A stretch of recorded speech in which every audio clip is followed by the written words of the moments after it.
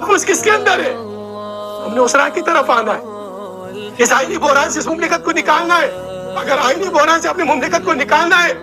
اس معاشی بحران سے مملکت کو نکالنا ہے، اس انتشار سے مملکت کو نکالنا ہے، اس تفریق سے مملکت کو نکالنا ہے، اس فرقہ پرستی سے مملکت کو نکالنا ہے، تو آپ اور ہم امت مسلمہ کا ہر فرد قرآن کی طرف آنا ہوگا۔ میں دعوت دیتا ہوں، آئیے قرآن کی طرف آئیے، خدا را اللہ کے آئین کی طرف آئیے، جس میں تحفظ ہے، زندہ تو زندہ، مردوں کو بھی تحفظ ہے۔ آج اللہ کے ولی آقا دیکھیں، میرے کا اس سے پہلے اللہ کے ہو جاؤ، اللہ آپ کا ہو جائے گا، پھر آپ دیکھیے زندہ تو زندہ، مردوں کے بھی اللہ تعالیٰ سے ان کے قبروں پہ بھی اللہ تعالیٰ رونق کرتا ہے، اس پہ اللہ کا نور انوار برستی ہے۔ تو یہ دین اس کو ظاہر کرنے برادران اسلام، عقیدہ ختم نبی صلی اللہ علیہ وسلم کے 28واں درس ہے، ہم اس درس پہ اس طرف آ رہے ہیں۔ ہندوستان کے اندر آج جو اٹھی ہوئی تحریکیں ہیں،